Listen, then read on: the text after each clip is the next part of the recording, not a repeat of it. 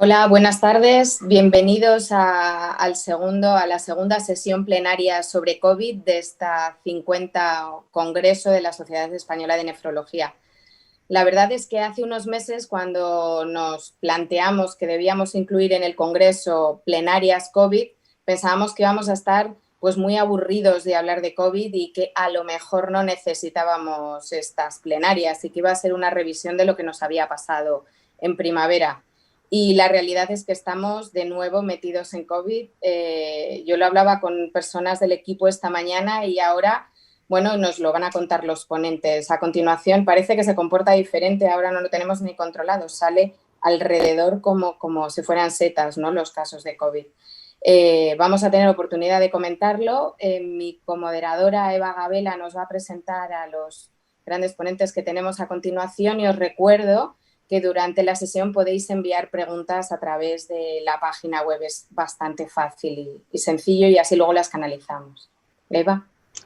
Hola, buenas tardes a todos. En primer lugar, decir que es un placer, un verdadero placer estar comoderando con Marta esta sesión y la verdad que los ponentes son unos ponentes de gran altura. En primer lugar, presentar a nuestra coordinadora nacional de trasplante, la doctora Beatriz Domínguez Gil, que nos hablará sobre la seguridad del trasplante en estos tiempos tan complicados y alabar pues la gran actividad desde la ONT intentando transmitir ideas conjuntas, ideas de cohesión entre todos, mensajes que muchas veces echamos de menos en nuestros propios hospitales.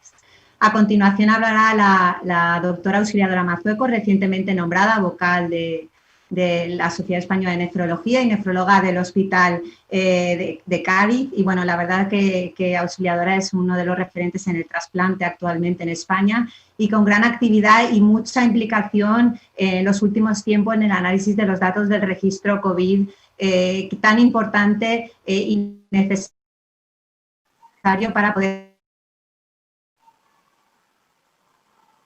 analizar qué nos está pasando a los pacientes trasplantados. Y por último hablará el doctor Julio Pascual, conocido por todos, referente nacional e internacional, y nos tratará de situar y seguro que con una charla provocativa de lanzar mensajes de cara a cómo afrontar estos nuevos tiempos que estamos viviendo, y está claro que el futuro va a ser muy complejo. A ver cómo vamos afrontándolo. Pues nada, pasamos adelante con toda la sesión. Mi agradecimiento a la Sociedad Española de Nefrología por la invitación a participar en esta plenaria dedicada a la COVID-19. Todos sabemos que España ha sido uno de los países más afectados por la epidemia de COVID en número de casos, en fallecimientos relacionados con la enfermedad y en número de profesionales sanitarios afectados por equipos de protección personal que han resultado insuficientes o inadecuados. Vivimos una segunda ola que poco tiene que ver con la primera ola, pero que ya está ejerciendo cierta presión sobre nuestro sistema sanitario.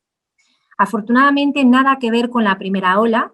Durante la declaración del estado de alarma se produjo un auténtico colapso de nuestro sistema sanitario y se superaron todas nuestras previsiones de necesidad de cuidados intensivos y de camas de críticos, a pesar de que esa capacidad se aumentó en un 300% durante la epidemia. A pesar de ese esfuerzo, la SEMICIUC, la Sociedad Española de Medicina Intensiva, tuvo que emitir recomendaciones para guiar a los profesionales en la difícil toma de decisiones, en la asignación de recursos de críticos para atender a un número exponencialmente creciente de pacientes COVID-19 con afectación grave. En este contexto se entiende que el programa de donación y trasplante en España sufriera un importante impacto. En esta diapositiva tienen representada la actividad de donación y la actividad de trasplante en línea continua en el año 2020 y en línea discontinua en el año 2019. Vemos que la donación de fallecido desciende en marzo, abril y mayo, pero posteriormente se recupera hasta unos niveles que se aproximan a los registrados en el año 2019. La donación de vivo se detuvo en esos meses más críticos, pero ha recuperado un ritmo parecido al de 2019 y la actividad de trasplante tiene una evolución especular a lo que hemos observado en la donación de personas fallecidas. Analizando los 9 primeros meses de este año, el descenso en donaciones del 26% en trasplante del 22% y en trasplante renal en particular el descenso es del 25%. Hemos realizado en total 645 trasplantes renales menos, pero insisto en que mantenemos unos niveles de actividad que podríamos considerar razonables, dado que todavía coexistimos con esta situación de pandemia. A la hora de reconstruir nuestro programa y a la hora de mejorarlo, es importante analizar los factores que han influido en ese descenso. Algunos muy evidentes, otros no tanto, algunos medibles y modificables y otros no modificables, al menos por nuestro sistema. Sabemos que en las semanas más críticas se produjo un descenso en el potencial de donación, puesto que por motivos diversos los pacientes con daño cerebral catastrófico no llegaban al hospital o no ingresaban en UCI. En el ámbito de la donación no se notificaron posibles donantes con profesionales sanitarios muy focalizados hacia el tratamiento de pacientes COVID, no se activó el proceso de donación por saturación del sistema, perdimos potenciales donantes con COVID o por problemas logísticos diversos. En el ámbito del trasplante, muchos de los equipos consideraron que no era el momento adecuado la realización del trasplante en un paciente que no se encontraba en una situación crítica, en un momento en el que no estaban garantizados los circuitos libres de COVID en los hospitales o existía una situación de transmisión comunitaria sostenida. Ha habido exclusiones de lista de espera por COVID, ha habido instrucciones por parte de las direcciones de los centros de detener los programas de trasplante, los propios pacientes han decidido no trasplantarse. Y hemos tenido grandes problemas de personal en los equipos de coordinación, en los equipos de trasplante, por infecciones, aislamientos o porque vieron reorientadas sus tareas hacia la atención a pacientes COVID. Teníamos que superar todos los obstáculos que eran superables en esa lluvia de ideas y todo ello parecía muy complicado, pero recordemos que la fuerza no viene de lo que podemos hacer, sino de superar los obstáculos que una vez pensamos que eran insuperables. Existen 3 pilares sobre los cuales hemos reconstruido nuestro programa de donación y trasplante. En primer lugar, el desarrollo de unas recomendaciones, unos estándares específicos para la evaluación y selección de donantes y receptores con respecto a la infección causada por el nuevo coronavirus y que les paso a resumir a continuación. Ante un donante fallecido, lo primero que evaluamos es si existe un diagnóstico previo de COVID, en cuyo caso se descartaría la donación, salvo que se cumplan una serie de requisitos de curación que hemos flexibilizado muy recientemente. Hasta hace poco exigíamos un mínimo de 3 semanas desde la resolución de los síntomas y con estas circunstancias ya ha habido 4 donantes en España de los que se han realizado varios trasplantes, incluido un trasplante bipulmonar sin ningún tipo de problemas. Pero ahora el criterio de curación lo hemos flexibilizado. Si han transcurrido más de 14 días desde el inicio de los síntomas y existen más de 72 horas sin que ese potencial donante presente sintomatología y el test para SARS-CoV-2 resulta negativo, consideramos apropiado la valoración de la donación de órganos. Por tanto, hemos redefinido el criterio de curación. En el resto de potenciales donantes, si existe una alta sospecha clínica de COVID, no procederíamos con la donación sin necesidad de cribado alguno o incluso aunque el cribado microbiológico fuera negativo, y si no existe sospecha clínica de COVID, procederíamos con el cribado y ante un resultado negativo también procederíamos con la donación. Aspectos relevantes de estas recomendaciones es que el cribado se realiza con PCR en muestra de tracto respiratorio, damos mayor prioridad a la muestra de lavado broncoalveolar frente al aspirado bronquial, frente al exudado nasofaringio y muy importante, esa muestra se debe obtener en las 24 horas previas a la extracción de órganos. Las recomendaciones vigentes desaconsejan la realización de test antigénicos o serológicos como alternativa o como complemento a la PCR e importante, las complicaciones tardías de COVID como los fenómenos trombóticos no los consideramos per se una contraindicación a la donación. El criterio prácticamente es el mismo para el donante vivo, en el que tiene especial relevancia la historia clínico-epidemiológica, el cribado para SARS-CoV-2, y ante una alta sospecha clínica o confirmación microbiológica de COVID, se pospondría la donación hasta que se cumplieran esos mismos criterios de curación que antes he mencionado. Lo mismo hemos recomendado frente al trasplante, historia clínico-epidemiológica, cribado, y se excluiría al paciente temporalmente de lista de espera ante una sospecha clínica o ante confirmación de COVID-19 hasta que se cumplieran los mismos criterios de curación que antes hemos especificado para el donante fallecido. Vamos a tratar de justificar estos estándares. ¿Por qué esos criterios de curación de más de 14 días desde el inicio de los síntomas, más de 72 horas sin síntomas y PCR negativa? Por 3 motivos. Existe evidencia creciente de que el periodo de infectividad en pacientes con COVID-19 es corto, no más de 10 días, particularmente si la infección ha sido leve o moderada. Porque tenemos además datos consistentes que confirman que el periodo de incubación de COVID muy excepcionalmente supera los 14 días y es precisamente ahí donde el paciente es particularmente infectivo, y porque tenemos experiencia preliminar de trasplante en receptores incluso con PCR positiva persistente, en los que se consideró que ya no había virus viable. Por lo tanto, creemos que con esos 3 criterios estamos dando un margen de seguridad suficiente para proceder con la donación o con el trasplante en individuos que tienen diagnóstico previo de COVID. Respecto a la muestra para la PCR, la muestra de frotis nasofaringio es perfectamente adecuado en términos de sensibilidad y valor predictivo negativo, sobre todo porque estamos hablando de individuos asintomáticos. No obstante, la muestra de tracto respiratorio inferior es particularmente relevante en caso de donación pulmonar y en caso de pacientes de potenciales donantes que presenten signos de infección respiratoria. Es aquí donde hemos considerado obligada que la muestra venga del tracto respiratorio inferior. Si no, la muestra de frotis nasofaringio se considera perfectamente adecuada para la valoración de donantes y para la valoración de receptores. ¿Por qué no aconsejamos los test antigénicos? Aparte de su gran heterogeneidad técnica, la sensibilidad de un test antigénico siempre es menor que el de las técnicas de biología molecular, incluyendo las técnicas de segunda generación, que tienen una sensibilidad aceptable, incluso superior al 80%, pero en pacientes sintomáticos. Nuevamente, y según las consideraciones de la Sociedad Española de Enfermedades Infecciosas y Microbiología Clínica, tenemos además escasa información sobre el rendimiento de los test de antígenos en individuos asintomáticos. Por lo tanto, no se recomienda este test como técnica de cribado, porque partimos, insistimos, de individuos asintomáticos, tanto cuando hablamos de potenciales donantes como cuando hablamos de potenciales receptores. ¿Por qué no recomendamos los test serológicos? En primer lugar, porque la negatividad de un test serológico no permite excluir ni infección reciente ni infección remota. Pero desde mi punto de vista, la justificación más relevante es la dificultad en la interpretación del test serológico, porque particularmente la IgM tiene falsos positivos, persiste de forma prolongada y ocasionalmente la seroconversión se produce de forma simultánea para IgM y para IgG. Por lo tanto, podemos encontrarnos con un potencial donante PCR negativo con una IgM positiva que descartamos de forma inadecuada, como de facto nos ha ocurrido en alguna ocasión.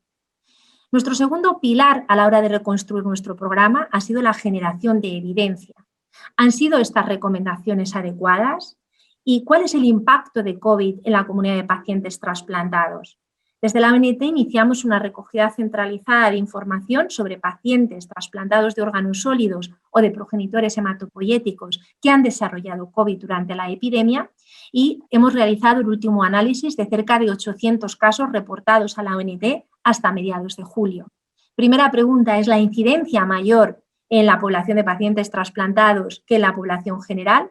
La respuesta, de acuerdo a los pacientes en riesgo según los registros nacionales, es que la incidencia no ajustada es mayor en la población de pacientes trasplantados. Es de prácticamente 12 casos por 1.000 personas en riesgo en comparación con 5,5 por 1.000 personas en riesgo de incidencia acumulada en la población general en esta fecha. Y podemos observar importantes variaciones en la incidencia en función del tipo de trasplante, superior en el caso del riñón en comparación, por ejemplo, con el caso del trasplante hepático.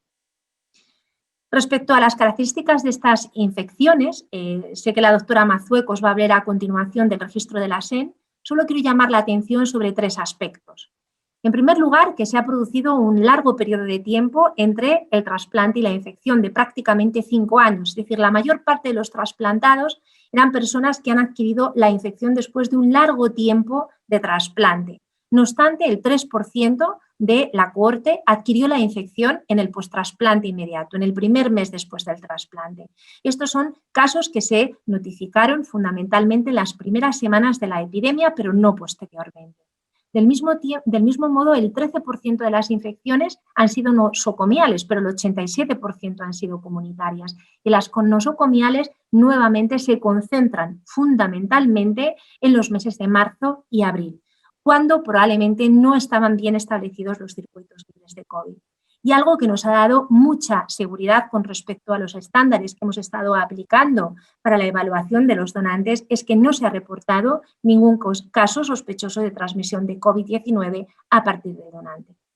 Con respecto a la evolución, hemos completado el seguimiento de 652 pacientes. Aquí tenemos el resumen de la evolución global y por tipo de trasplante.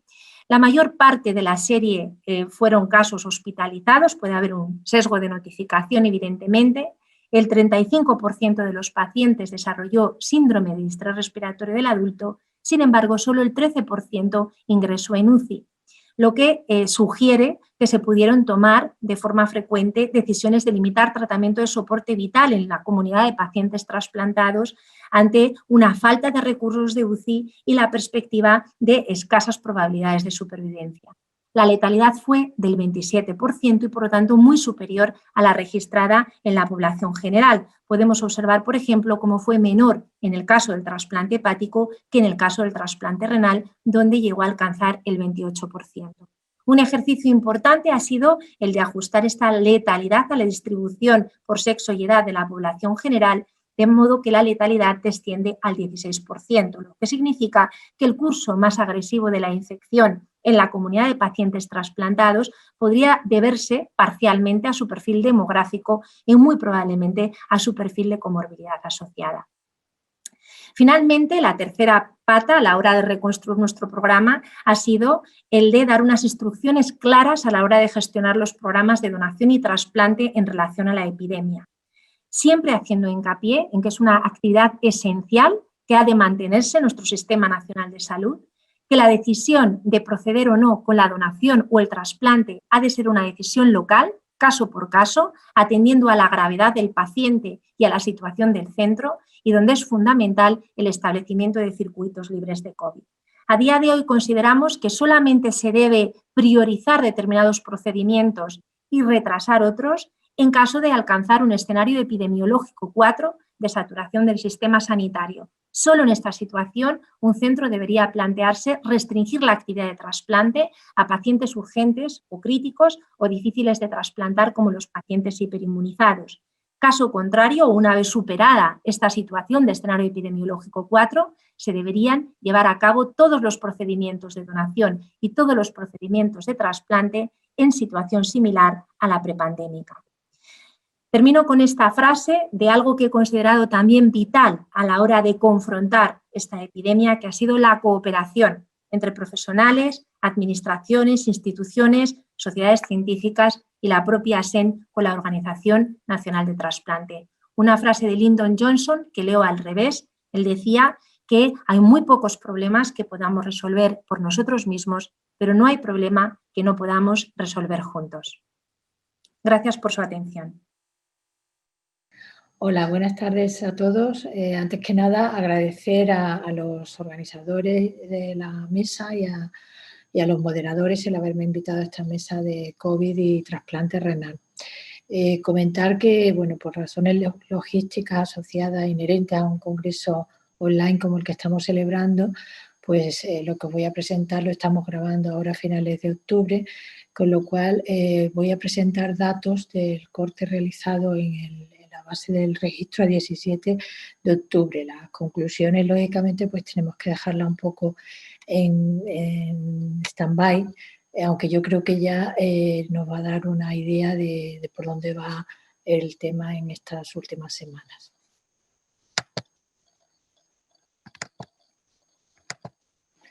Bueno, como todos sabéis, el registro COVID de la SEN incluye a los pacientes con en tratamiento renal sustitutivo que han adquirido la infección por SARS-CoV-2. Se inicia en marzo y a finales de octubre hay más de 2.000 pacientes recogidos en este registro. De ellos, el 34,5% son pacientes trasplantados renales. Esto supone que, como os comento, a mitad de octubre, que es el corte que os estoy presentando, están registrados en nuestro registro COVID 750 pacientes. El primer caso se diagnostica el 28 de febrero en el Hospital Valdebrón y esta es la distribución de los casos por día. Si en vez de presentar casos por día los agrupamos por meses, pues la distribución sería esta. Y como veis, hay un número muy importante de casos que se acumulan en los meses de marzo y abril. Van descendiendo hasta prácticamente ya casi ningún caso comunicado diagnosticado en junio, lo que todos conocemos como la primera ola de evolución de la pandemia, y a partir de aquí, como podéis ver, han ido aumentando progresivamente los casos, reflejando lo que está ocurriendo también en la población general, ¿no? El desarrollo de una segunda ola de contagios. Para el análisis de los casos que tenemos en el registro, vamos a, por un lado, considerar hasta junio, que es cuando desaparecen las medidas de restricción a la movilidad como primera ola. Había incluido en ese momento 585 pacientes y a partir de julio 165 pacientes que podemos decir que son los de la segunda ola. En esta primera etapa, más del 90% ya están evolucionados hacia curación o fallecimiento, mientras que en esta segunda, como es lógico, por la inmediatez, por la cercanía de los diagnósticos, solo un 66% de los pacientes, que son 109 casos, pues tenemos su evolución a curación o a éxitos. En cuanto a su distribución por comunidades autónomas de estos pacientes, pues la mayoría de los casos son comunicados desde Madrid y Andalucía, seguido de Cataluña, Aragón, Islas Canarias, País Vasco, Murcia, Baleares y ya en menor medida Comunidad Valenciana, Navarra, Castilla y León y Cantabria. Y destacar que hay 5 comunidades, entre ellos llama la atención, por ejemplo, Castilla-La Mancha o La Rioja, que todavía no han registrado ningún caso, como repito, a mitad de octubre, que son los datos que os estoy presentando. Si representamos los casos por millón de población, la tasa más alta la encontramos en Aragón, seguida de Madrid. Esta sería la representación de las tasas por millón de población que observamos en la primera ola de contagios. Como veis, la tasa más alta correspondía a Castilla-La Mancha, que era casi igual a la de Madrid, seguida por Cataluña. Si ahora mantenemos este orden en la gráfica que os voy a poner, pero reflejando los datos de la segunda ola, pues como veis la cosa cambia radicalmente, ¿no? Y destacan comunidades pues, con una tasa de registro muy baja, mucho menos de lo que cabe esperar que esté ocurriendo. Y además esto no tiene pues, ninguna relación con la distribución actual de la pandemia en población general en nuestro país, lo que sugiere pues, que hay hospitales que a lo mejor están tardando un poco en comunicar sus casos. Vamos rápidamente a recordar cuáles son las primeras conclusiones que sacamos del análisis de nuestro registro en la primera ola de contagios. Como ya sabéis o recordar, la mayoría de los pacientes eran varones y eran pacientes mayores, con una mediana edad de 62 años. La edad era un claro factor de riesgo de mortalidad, como podéis ver aquí en la gráfica.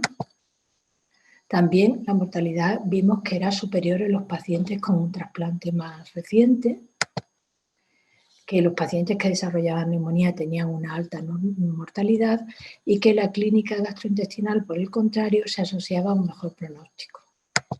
Y pudimos también dar respuesta, si recordáis, a aquella controversia que había sobre si los inhibidores del sistema renina-angiotensina eran o no un riesgo en cuanto al desarrollo de la infección, y vimos que no era el caso.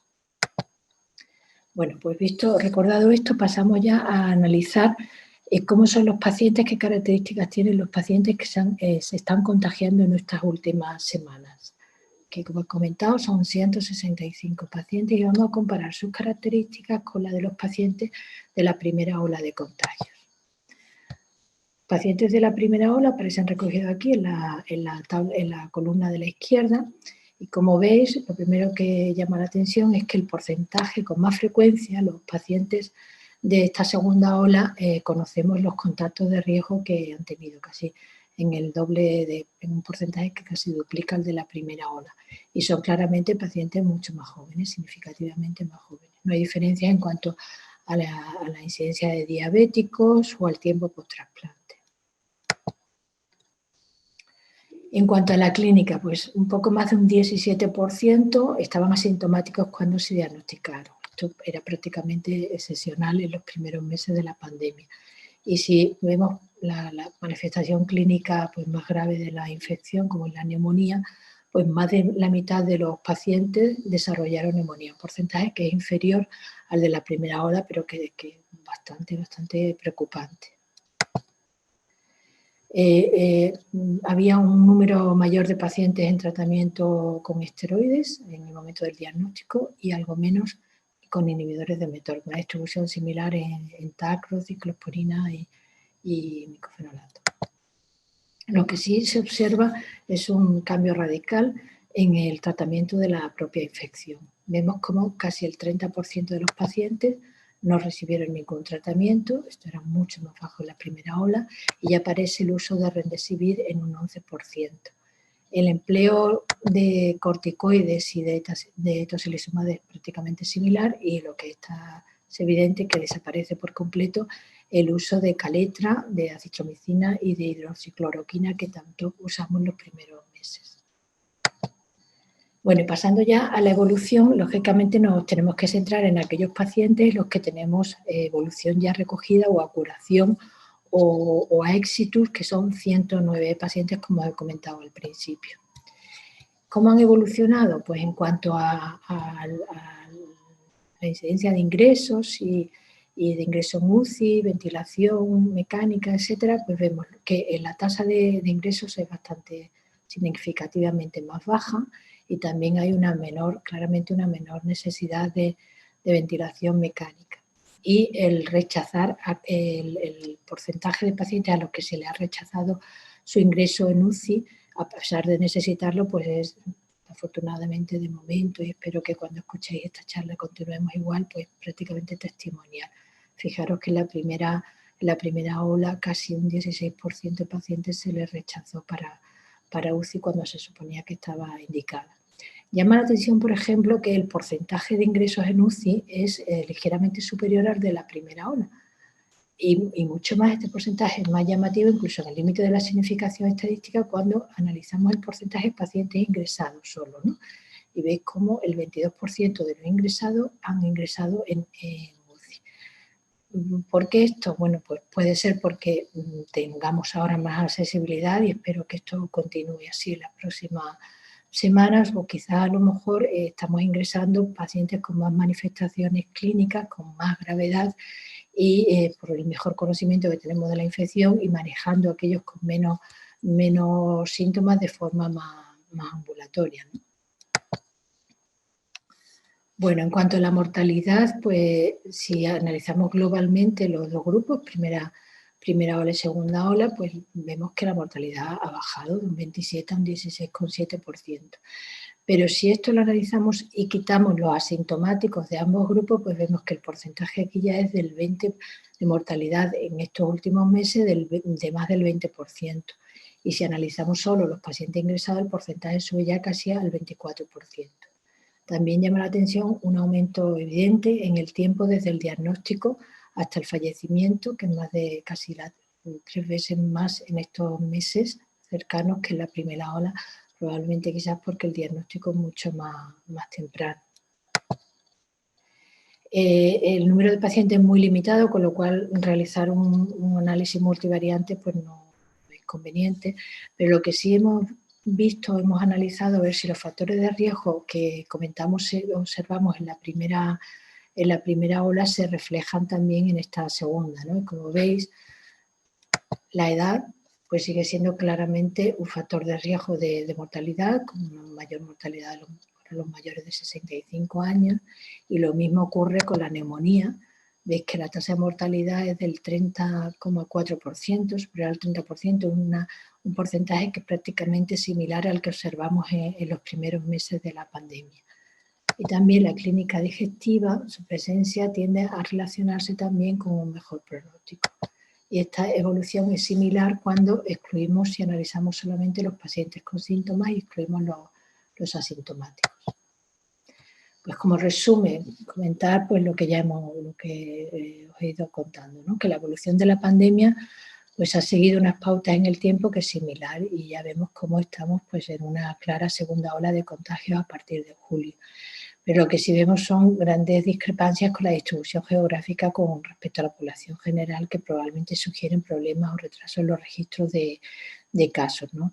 Y bueno, pues aprovecho desde aquí pues para animaros a comunicar los casos al registro, es el registro de nuestra sociedad, el registro de todos los nefrólogos y bueno, pues yo creo que nos está aportando datos interesantes para conocer mejor la evolución de esta infección en nuestros pacientes trasplantados.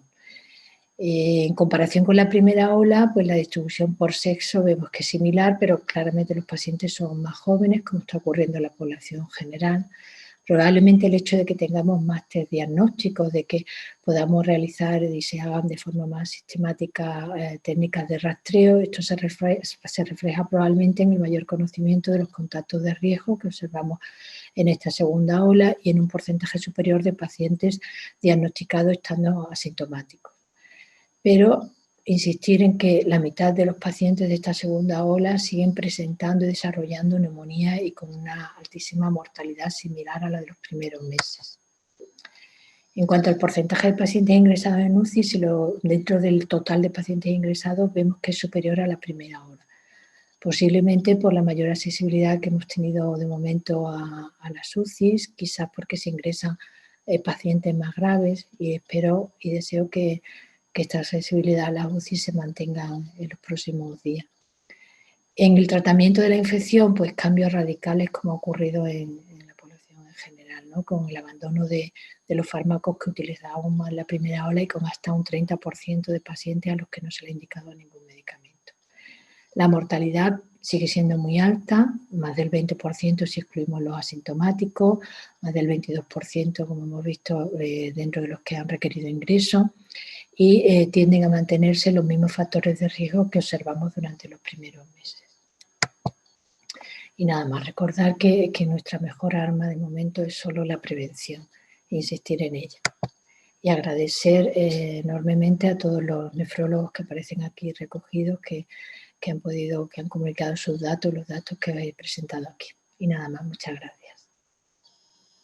Buenas tardes a todos. En primer lugar, quiero agradecer a la Sociedad Española de Nefrología, a su junta directiva, por invitarme a compartir estos minutos dedicados a esta pandemia de la que somos víctimas desde hace ya muchos meses y no para.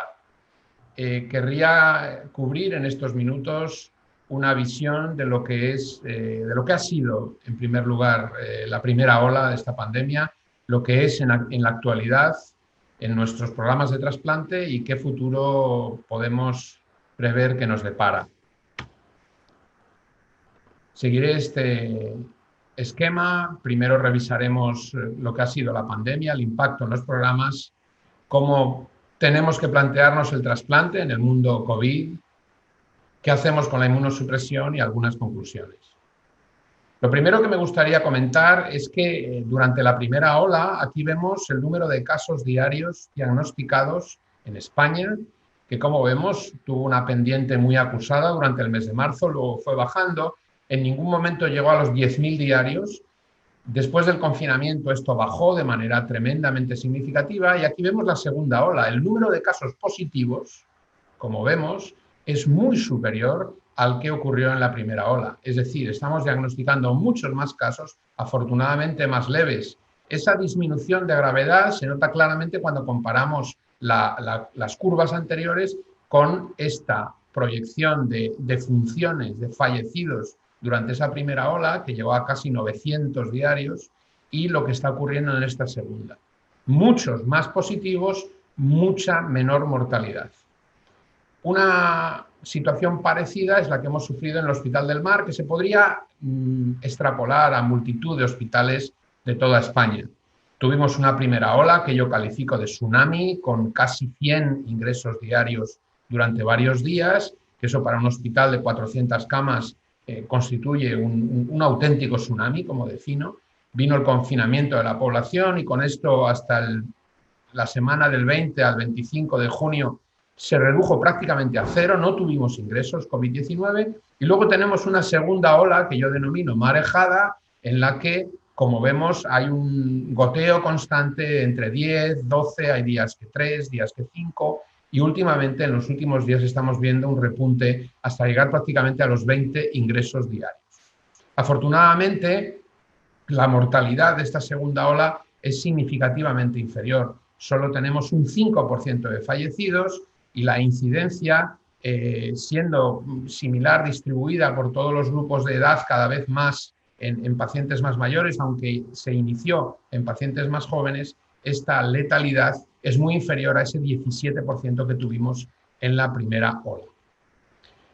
Lo más importante probablemente, y lo único que realmente nos llena de una cierta esperanza, es que la mortalidad real que se tuvo, por ejemplo, en Cataluña a la izquierda o en Barcelona a la derecha de la diapositiva, en la primera ola, excedió de manera muy significativa a la mortalidad esperable. Aquí tenemos la línea azul, es la mortalidad esperable, tanto en Cataluña como en Barcelona, y durante los 2 meses de marzo y abril hubo prácticamente casi 4.000 casos de fallecimientos no esperados, y eso en esta segunda ola, aquí a la derecha, en ambas gráficas, no se está detectando y, por tanto, parece que los pacientes no COVID están comenzando a manejarse de una manera mucho más eficiente y mucho más razonable. ¿Qué ha pasado con los pacientes trasplantados?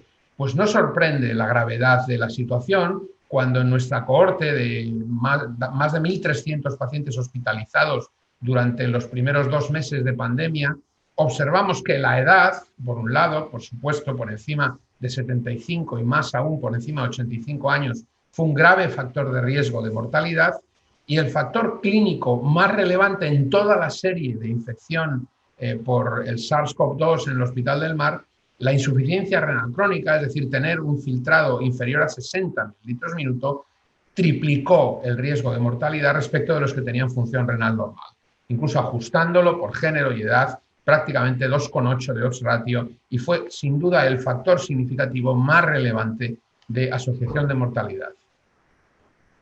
¿Qué ha ocurrido con el trasplante renal? Aquí vemos el registro de la ETA con 1.000 casos y 10.000 controles, observándose un 20% de mortalidad en esa población de trasplante. Aquí a la derecha observamos el comparativo de 2 países dentro de ese mismo registro. En azul, España, aquí vemos cómo se sobrepasó el 20% durante los primeros 30 días. En Francia, con una curva algo más aplanada, no se pasó del 17%. En otro report del registro francés, en este caso en concreto, con solo 243 pacientes, prácticamente la mitad de pacientes trasplantados sufrieron gran severidad de la enfermedad de COVID-19, y la obesidad, la fiebre y la disnea fueron 3 elementos independientes de severidad de la enfermedad. La mortalidad a un mes fue del 23%, aquí lo vemos a la derecha, y los factores de riesgo de mortalidad en los pacientes trasplantados fueron la edad avanzada, por encima de 60 años, la enfermedad cardiovascular y la disnea como síntoma guía. ¿Qué ocurrió con el registro español de trasplante renal, el registro de la Sociedad Española de Nefrología, que ha sido cubierto por ponentes anteriores?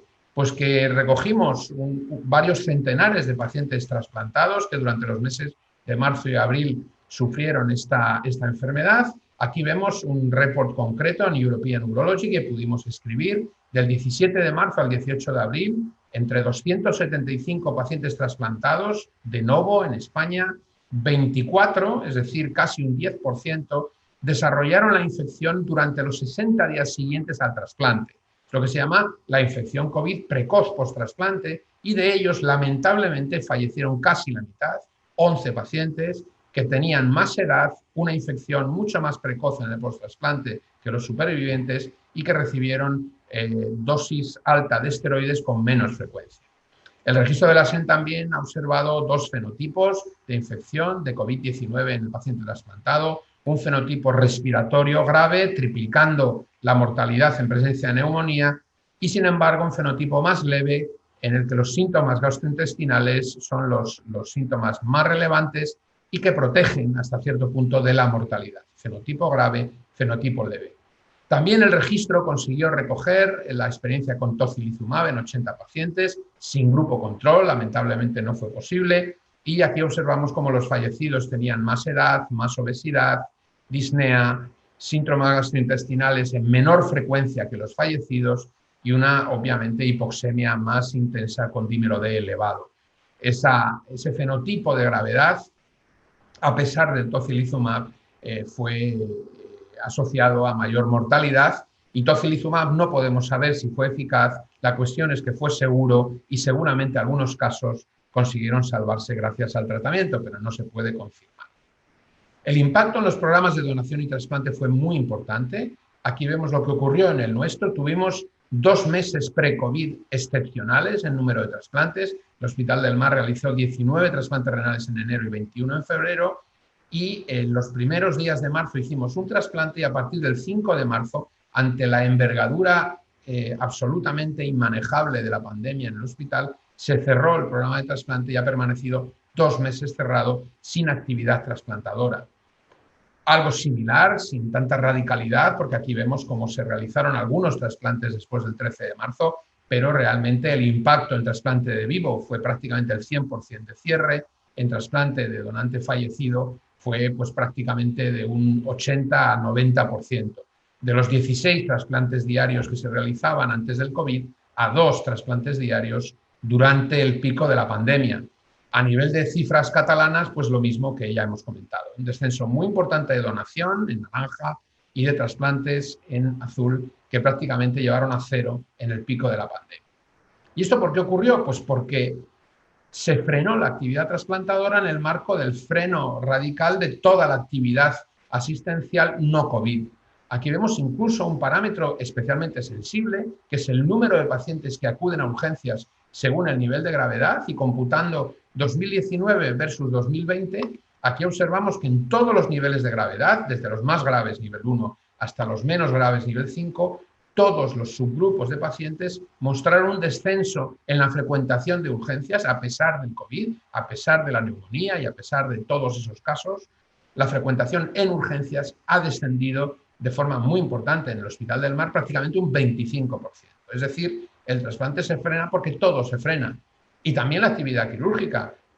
Si se redujeron las intervenciones por semana de las 400 a 450 habituales hasta prácticamente 100, o incluso en una semana, la semana 14 del año, que corresponde al mes de marzo, prácticamente a 0, el trasplante se paró porque todo se paró. Dejamos de tener actividad no COVID y eso pues ha sido el precio que hemos pagado. De las 15.000 intervenciones anuales, dejaron de hacerse 3.500. Y curiosamente, y para terminar con este apartado, la lista de espera quirúrgica, que es uno de nuestros caballos de batalla a nivel hospitalario, de 5.500 pacientes en octubre del 19, pues pasamos a descender, mientras íbamos consiguiendo mantenerla durante los primeros meses de la pandemia. La ausencia de acceso a esa lista de espera por cierre de consultas, por cierre de actividad, pues claro, ha reducido fatalmente la lista de espera, y ahora mismo parece que durante el mes de septiembre ha repuntado levemente, y ahora en el mes de octubre estamos remontando el vuelo para acercarnos a los 5.000 habituales. La actividad se frenó no solo en el hospital, no solo en España, sino en todo el mundo. En Estados Unidos, a finales de marzo de 2020, el 84% de trasplantes de donante fallecido se eliminó. En Francia el 90% se suspendió, aumentó la mortalidad en lista de espera, como Mayorsky y colaboradores han mostrado en un reciente artículo. El trasplante en el mundo COVID se debe basar en la situación actual en una estrategia de trabajo y mejora continua. Esta diapositiva sirve para cualquier programa, servicio, unidad, actividad asistencial, no solo en el trasplante. Tenemos que planificar los dispositivos de actividad programada y urgente. Tenemos que aproximarlos de manera científica al cribado masivo de pacientes y de profesionales. Tenemos que hacer prevención y control de infecciones en general, nosocomiales, víricas y bacterianas, de manera excelente, cada vez mejor y con más recursos. Monitorizar la situación de la pandemia dentro del hospital y en sus accesos. y mejorar continuamente y prepararnos para cualquier contingencia. Eso sirve para el trasplante y sirve para cualquier dispositivo. En esa primera hora hemos sufrido y hemos aprendido mucho. Hemos aprendido que tenemos que hacer revisiones preventivas, ceder autoridad y poder de decisión, comunicar a cuantas más personas mejor dentro de la organización y entrenarnos en el liderazgo y en el autoliderazgo. ¿Qué recomendaciones se pueden dar para las fases de donación e implante? Ya ha sido cubierto prácticamente por la doctora Domínguez Gil, pero debemos mantener activo el programa siempre que la situación local lo permita. Y esto va a ser así en prácticamente cualquier escenario una vez que ya hemos vivido la primera ola y la saturación y colapso total. Es imprescindible disponer de circuitos y dispositivos libres de COVID, capacidad de quirófano y sobre todo de UCI. Tenemos que evaluar detalladamente al donante y descartar COVID-19 y debemos también evaluar detalladamente al receptor y descartar que pueda ser, por supuesto, portador de la enfermedad. Hay un algoritmo que ha propuesto la OMT y que todos seguimos, que no merece la pena detallar y que se basa fundamentalmente en que cuando hay alta sospecha de COVID no debemos valorar más ese donante, debe descartarse, y si no hay alta sospecha y hay una PCR negativa, es un donante que podremos utilizar. Hay que estar muy atento a un problema que hemos tenido en el Hospital del Mar y me consta que en otros muchos, que son los brotes nosocomiales de COVID-19. Este es un brote que nosotros iniciamos el 23 de julio con un primer caso y que hasta hace prácticamente 2 semanas no se cerró oficialmente a las 4 semanas del último caso. Hemos tenido, como vemos aquí, 31 pacientes afectados en la misma planta, a pesar de cerrarla, a pesar de confinarla, de hacer cuarentena, de hacer PCR masiva a pacientes y profesionales. Hemos tenido 31 pacientes con 2 fallecidos COVID-19 y 14 profesionales. La atención a los posibles brotes nosocomiales, y no digo ya en el contexto del trasplante, es absolutamente prioritaria. ¿Qué podemos hacer en el post-trasplante para mantener los programas activos y en pleno rendimiento? Evitar la frecuentación, las visitas innecesarias. Hemos aprendido que muchas de las que hacemos pueden evitarse. Mucha telemedicina, ya tenemos el 50% de visitas remotas y no hemos disminuido ese porcentaje en la época en la que íbamos mejor a nivel epidemiológico. Hemos mantenido lo bueno que hemos aprendido. No sé si tenemos que seguir haciendo biopsias de protocolo y más que nunca se impone monitorizar con marcadores no invasivos y, por supuesto, intensificar el seguimiento compartido con los hospitales no trasplantadores, evitar la movilidad de la población, tantos traslados, tantos viajes y tanta interacción con dispositivos diferentes de nuestros pacientes. Bien, pues cerramos el programa, lo hemos vuelto a abrir y a partir de ahí pues hemos recuperado la actividad. La media mensual en el año 2019 fue de 10 y hemos prácticamente conseguido recuperar esa media y los números absolutos en lo que llevamos de año 2020 pues parecidos en este hospital y en la mayoría de hospitales a lo que teníamos antes del pico de la pandemia. En Cataluña ocurre prácticamente lo mismo. ¿Y qué hacemos con la inmunosupresión para terminar? Pues tacrolimus es el fármaco clave en trasplante. Es un fármaco tóxico y en un contexto como el que estamos de riesgo de infección, con más fuerza aún debo mantener que mi consejo es utilizarlo en niveles bajos. Es un fármaco de baja biodisponibilidad, alta variabilidad y fluctuación y debemos más que nunca vigilar la exposición al mismo. Curiosamente, podría tener capacidad anticoronavirus, como se muestra en este trabajo de Carbajo, Lozoya y colaboradores, en las que hace ya 8 años demostraron que la replicación del SARS-CoV, de un coronavirus, era frenada por dosis crecientes in vitro de FK506, de tacrolimus, y la replicación, aquí vemos en genoma equivalente y en reducción logarítmica, es claramente dependiente de la dosis. Así que puede ser que tacrolimus pueda tener efectos anticoronavirus. En cualquier caso, y a nivel general, es mucho peor sufrir un rechazo agudo en el contexto de esta pandemia y, por tanto, tacrolimus es un fármaco absolutamente insustituible que debe utilizarse de modo rutinario. Pero hemos aprendido que el acompañante es importante y sabemos, después del ensayo Transform, publicado primero los resultados a 1 año, luego a 2 años, Transplantation 2019, y American Journal of Transplantation 2019, que las infecciones virales en el contexto de tratamiento con everolimus son inferiores y muy inferiores al acompañante micofenolato. Aquí lo tenemos, infecciones virales globalmente, 35% con micofenolato, 20% con everolimus, y especialmente virus BK se reduce a la mitad y citomegalovirus se reduce a 1/3. Por supuesto, no hay ningún dato referido a la infección COVID-19 hasta el momento, pero uno puede pensar que las infecciones virales reducidas con everolimus puede ser una ventaja para utilizar este fármaco en lugar de micofenolato, y desde luego en el caso de citomegalovirus está muy claramente demostrado en metaanálisis, en multitud de reports. Y además sabemos que es una combinación absolutamente equivalente en supervivencia del injerto, en supervivencia del paciente, etcétera, etcétera. Incluso en la simulación a 11 años, que el grupo de Lupi, colaborando con el grupo Transform, ha sido capaz de demostrar un papel que está en revisión en una revista de alto impacto. Nosotros hemos tratado de mirar si hay algún efecto en la inmunosupresión, en la infección COVID y sus resultados. Hemos tratado de ver en un primer periodo, enero-febrero de este año, pre-COVID, 39 trasplantados recientes y 37 en el periodo segundo, de mayo a agosto. Como vemos, limitamos en este segundo periodo levemente el trasplante en pacientes de edad superior a 70 y 75 años, con lo que la media de edad es algo inferior. Y si nos vamos abajo a la diapositiva, vemos que tuvimos 4 casos COVID-19 con ingreso hospitalario en trasplante inmediato, que corresponden a esa serie de 24 multicéntrica que hemos mostrado antes. De esos 4 fallecieron 3. La mortalidad COVID-19 en el inmediato post-trasplante en nuestras manos ha sido 3 de 4, lo que sería un 75%.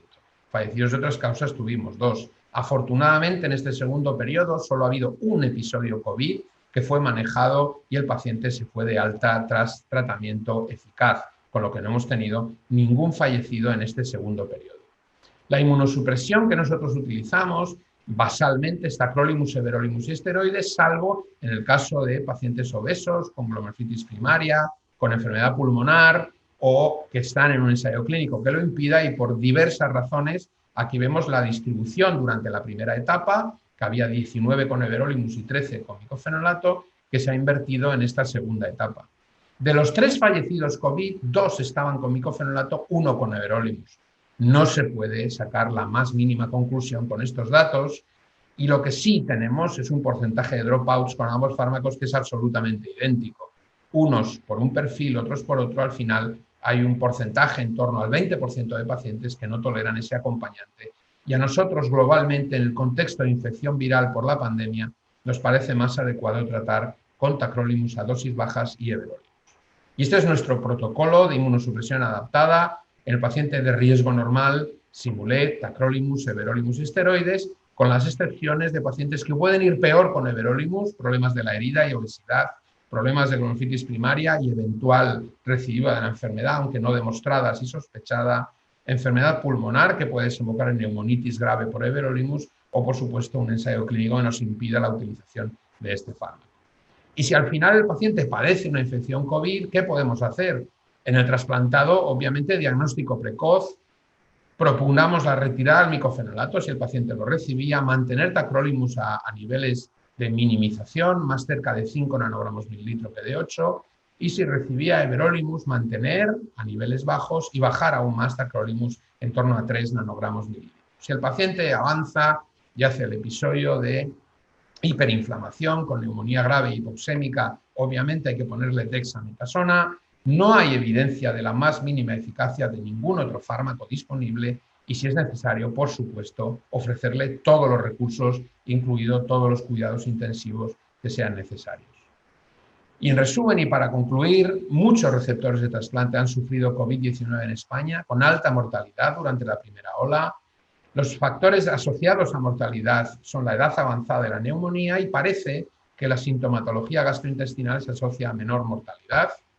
La mortalidad por esta infección en el contexto de pandemia, con incidencia muy alta de casos y contagios, es muy elevada en trasplantados recientes, por lo que el cierre temporal del programa y reapertura con estrictas medidas de precaución estuvo justificado en su momento.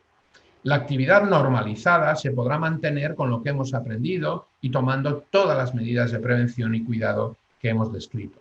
Es necesario evitar visitas innecesarias, procedimientos de bajo valor y adaptar los circuitos y la inmunosupresión a esta nueva situación de la que nadie me podrá preguntar cuál es el futuro porque lo desconocemos totalmente. Muchas gracias. Muchas gracias a los tres ponentes porque ha sido una buena oportunidad de revisar lo que nos pasó y aprender de todo aquello y intentar sugerir y hacer propuestas para lo que nos está pasando ahora. Tenemos algunas preguntas que nos han enviado por correo. Voy a empezar transmitiendo una pregunta personal y una pregunta del correo a la doctora Mazuecos. Ausi, creo que en estos últimos días tienes datos nuevos de números y te han sorprendido, ¿no? Cómo se están modificando esos números y cómo están aumentando. Eso, por un lado, relativo al registro. Y relacionado con el registro, Beatriz Cubillo pregunta si se sabe si la pauta de esteroides es distinta entre la primera y la segunda ola y si estas diferencias pueden influir en la mortalidad. Si no lo responde el registro, ¿qué opinión tiene la mesa? Vale, bueno, en cuanto al número de casos reportados y recogidos en el registro, es una barbaridad, ¿no? Desde el corte que yo he presentado hasta ahora, que han pasado 20 días, pues hay más del doble de casos. Ahora mismo tengo aquí la cifra que me la dio Emilio, el coordinador del registro, esta mañana, y hay ya 930 pacientes trasplantados en el registro, lo que supone en esta segunda ola, pues 345 pacientes. Acordaros que eran 100 y pico los que os he presentado, ¿no? O sea que bueno, esto ha llegado para subir. Y luego, en cuanto al tratamiento inmunosupresor, respecto a, no están recogidos los cambios que se han hecho en el tratamiento inmunosupresor, con lo cual solo puedes saber qué tomaban los pacientes en el momento en que se infectaron, ¿no? Y no hemos visto ninguna relación entre el tratamiento inmunosupresor y la evolución posterior. Me gustaría un momentito contestar una pregunta que se hizo ayer en la mesa de COVID sobre ciclosporina, y además me ha gustado mucho que Julio sacara el trabajo de Tacro, porque realmente se ha descrito actividad antivírica con los dos anticalcineurínicos, ¿no? Y en el caso de ciclosporina no hemos visto ninguna diferencia en supervivencia entre los pacientes que estaban con ciclosporina y los que no, ni siquiera ni en el análisis univariante con las curvas de Kaplan-Meier ni en el multivariante, ¿no? O sea que comentar, nosotros en nuestra práctica en mi hospital seguimos un poco el protocolo, yo creo que más se ha extendido, que es el de la paz, en cuanto a quitar micofenolato, disminuir tacro, subir esteroides, y bueno, pues de momento es el que estamos aplicando, no sé. Yo estoy de acuerdo con Julio en que el tacro hay que mantenerlo siempre que sea posible y salvo pacientes ya graves, ¿no? Pues mira, por mi parte, perdona Eva, no. Decir que nosotros en el análisis que hicimos de todos los pacientes trasplantados, tanto renales como no renales, de los pacientes más graves que habían desarrollado síndrome de distrés respiratorio del adulto, la retirada de ácido de micofenolato se relacionaba con una menor mortalidad, pero eso siempre tomado con la cautela de un análisis que carece de la granularidad y del detalle de cualquier análisis prospectivo. Claro. Y recientemente hemos publicado, bueno, va a salir en breve publicado una revisión de todos los estudios que se han efectuado con la SEN a través de Marta Crespo, con la SED, con la Sociedad Española de Trasplante Hepático, y la verdad es que lo que hacíamos hincapié es en la necesidad de utilizar dexametasona en pacientes que cumplen los criterios que cumple cualquier paciente no trasplantado, de igual con los mismos criterios que el propio estudio RELIEF, me parece que se llama, el estudio, si no me equivoco, a una dosis de 6 miligramos día. Bueno, yo creo que poco más podemos añadir. La verdad es que nuestro estudio, en el análisis que hicimos, los esteroides, tanto la administración en bolos como el aumento de la dosis basal, no mejoró supervivencia, pero estamos en las mismas. Es un estudio de registro y hay que tomarlo con cautela. Pero sí que es cierto que la retirada de micofenolato vimos que sí que se asociaba a una menor mortalidad en pacientes con cuadros graves definidos por síndrome de distrés respiratorio del adulto. Bueno, en relación al tema de la inmunosupresión es que hay bastantes preguntas. En el tema del anticalcineurínico preguntan si realmente Beatriz Rodríguez si en pacientes que tengan neumonías bilaterales y realmente un cuadro importante, de importante gravedad, que está recomendado suspender el anticarcinólico, si pensáis que deberíamos mantenerlo, aunque sea a dosis reducidas. Y otra pregunta en relación con la inmunosupresión, yo creo ya por unificarlas, que bueno, va dirigida al doctor Pascual, que yo creo que podéis contestar cualquiera de vosotros.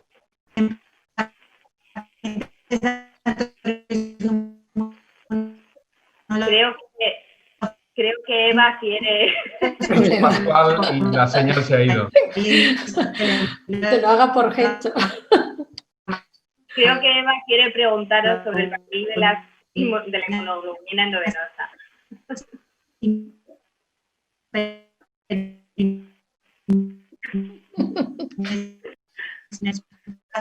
Dificultades técnicas. Bueno, lo que nos a ver, yo preguntan... contesto, ¿te parece? Contesto lo que opino sobre el tacrolimus. Yo creo que, por muy grave que el paciente esté, tacrolimus está actuando como, en el fondo, antiinflamatorio, que es de lo que se trata. Estos pacientes, al final, no se mueren de lo que se muere un séptico o un enfermo convencional, sino de la respuesta inflamatoria. Y yo creo que no es malo dejar dosis bajas de tacrolimus, sea la gravedad que sea. Entonces, ese consejo de quitarlo es que es lo que a uno le pide el cuerpo siempre ante un paciente infectado que va mal. Pero en este caso yo creo que hay que quitar el antiproliferativo, que no es antiinflamatorio en realidad, sino que es un fármaco proviral como micofenolato, y mantener tacrolimus, seguramente a dosis moderadas. Y creo que ellos se pueden beneficiar de la dexametasona, igual que la población general, que al fin y al cabo es el mayor antiinflamatorio que tenemos y el único fármaco que ha demostrado una cierta eficacia.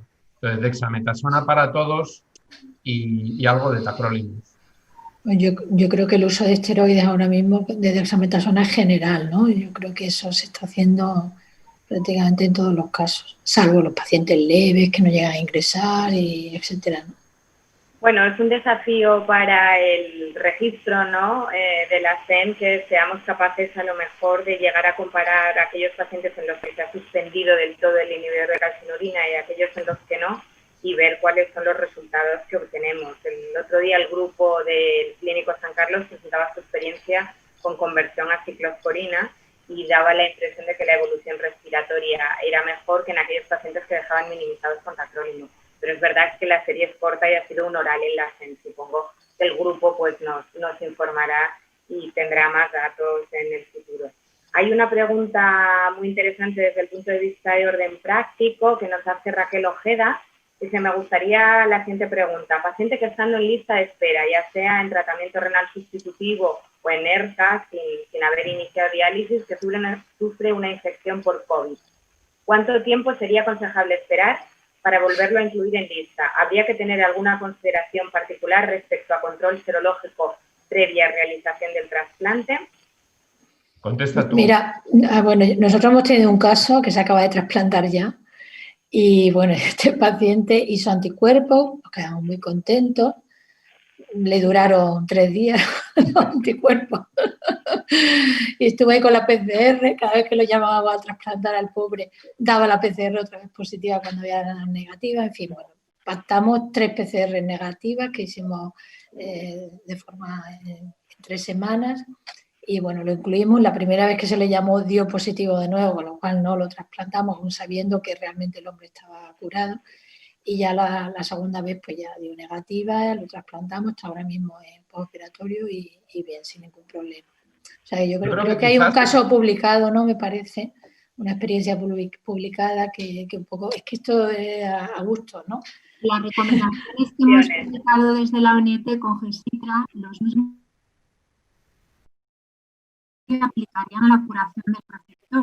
Es decir, ahora mismo los criterios que están muy pensados, es decir, no son al azar, pero son basados en el conocimiento del virus, no en una serie de pacientes con antecedentes de COVID previamente al trasplante, y exigiríamos las 2 semanas desde el inicio de los síntomas, 72 horas asintomático y PCR negativa, teniendo en cuenta que hay varios casos publicados de pacientes que persisten con PCR positiva, pero en los que se entiende que no hay virus infectivo. Es decir, que son partículas virales que dan positividad a la PCR, pero no es un virus infectivo, con lo cual con la PCR negativa, como ha comentado Ausi en su caso, tanto para determinar la curación como del día mismo del trasplante, en principio tendríamos un margen de seguridad suficiente. Nosotros ahora desde la ONT vamos a activar una recogida de datos sobre COVID, así como con pacientes trasplantados de donantes con diagnóstico previo de COVID, para que no nos queden dudas de nada. Entonces, la próxima semana vamos a lanzar esa recogida de datos, a ver si vamos construyendo evidencia entre todos para contestar con seguridad e ir con más seguridad al trasplante. Seguro que lo podemos. Nada, 3 segundos para decir que yo creo que con el paciente que tiene una infección por SARS-CoV-2 hay que tener una actitud al final no distinta al que tiene otra infección. ¿Cuándo se puede trasplantar? Cuando se cure. Lo que pasa es que la curación... PCR negativa. Yo creo que un paciente no lo podemos meter en quirófano con una positiva, aunque estemos seguros que no es infectivo, porque la que se lía allí es parda. Díselo al anestesista. Imposible. Entonces, o al urólogo. Creo que una semanita de negatividad repetida y ya está, ya la lista otra vez. Sí. Pues como si ha tenido una por neumococo.